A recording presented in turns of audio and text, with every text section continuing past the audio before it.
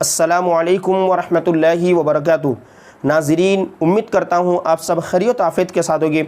आज की इस वीडियो में जो लोग उर्दू सीख चुके हैं या जो उर्दू अभी सीख रहे हैं या जो सीखने वाले हैं, उन तमाम लोगों के लिए आज की ये वीडियो बहुत ही ख़ास और इम्पोर्टेंट होने वाली है, क्योंकि जिस कदर उर्दू सीखना बहुत ही ज़्यादा महत्वपूर्ण है, जिस कदर उर्दू की मालूमात हासिल करना, जिस तरह उर्दू की जानकारी हासिल करना इम्पोर्टेंट है, इसी तरह आज की जो वीडियो है जिसमें मैं उर्दू के मुतालिक, उर्दू के ताल्लुक़ से बहुत ही एक अहम मसला कह लीजिए या यूँ कह लीजिए कि एक डाउट क्लियर करने वाला हूँ, चाहे उर्दू सीख चुके हैं उनके लिए भी या जो उर्दू सीख रहे हैं या जो सीखने वाले हैं। चूँकि ये उर्दू में बहुत ज़्यादा ये चीज़ और ये कमी पाई जाती है, तो मैंने सोचा कि इस पर एक वीडियो बनाई जाए और अपने सब्सक्राइबर तक पहुँचाया जाए, ताकि जो उर्दू सीखने वाले उनके अंदर ये डाउट और ये जो कमी है, ये जो कमज़ोरी है वो रहे ना।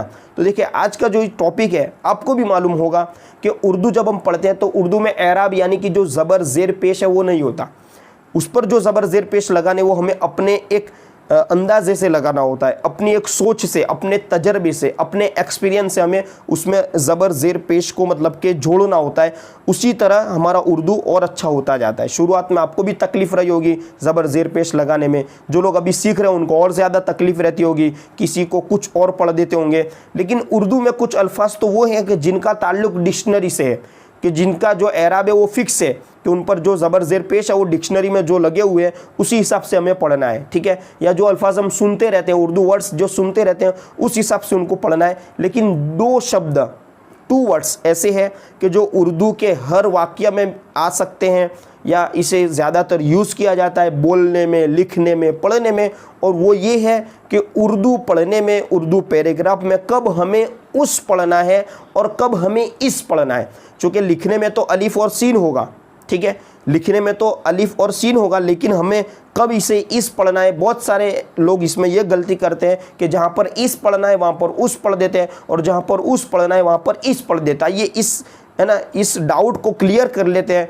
कन्फर्मेशन के साथ, ताकि आगे चलकर आपको इस परेशानी का सामना न करना पड़े। तो देखिए, मैं कुछ तरीके आपको बताऊंगा और कुछ एक ट्रिक बताऊंगा, उससे आपको याद रखने में आसानी होगी।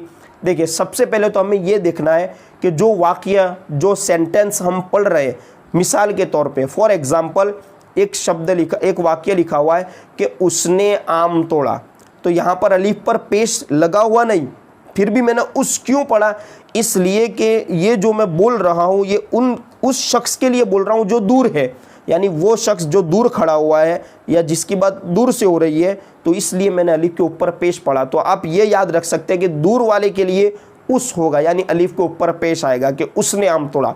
अब अगर वही शख्स बिल्कुल करीब है, मेरे सामने है, तो फिर मैं ये ना कहूँगा कि उसने आम तोड़ा, किसी और को बताना होगा तो फिर मैं उस नहीं कहूँगा, बल्कि मैं अब क्या कहूँगा कि इसने आम तोड़ा।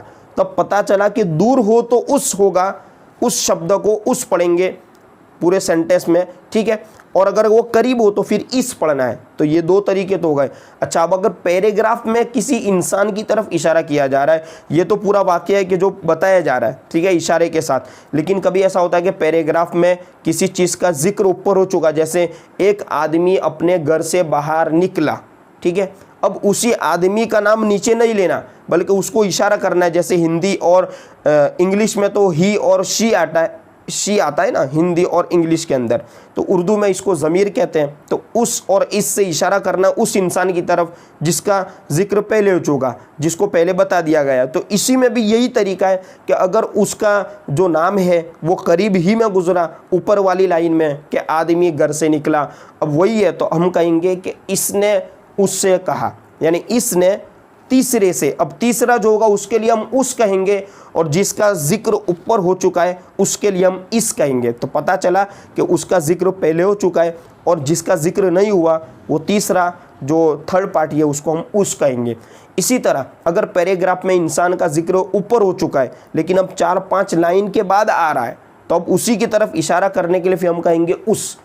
तो यहाँ पर भी अलिफ के ऊपर पेश आएगा। तो उम्मीद करता हूँ कि ये चारों तरीके आपने याद रखे होंगे, कहाँ पर इस पढ़ना है, कहाँ पर उस पढ़ना है, कौन से पैराग्राफ में इस पढ़ा जाएगा, कौन से पैराग्राफ में उस पढ़ा जाएगा। अब अगर आप इस और उस पढ़ने की तफसील अगर डिटेल समझ चुके हैं, तो ये कह लीजिए कि इसी तरह, इसी पर कयास करते हुए, इसी तरह इसलिए और उस लिए का पढ़ने का भी लॉजिक यही है। तो उम्मीद करता हूँ ये वीडियो आपको आसानी से समझ में आई होगी।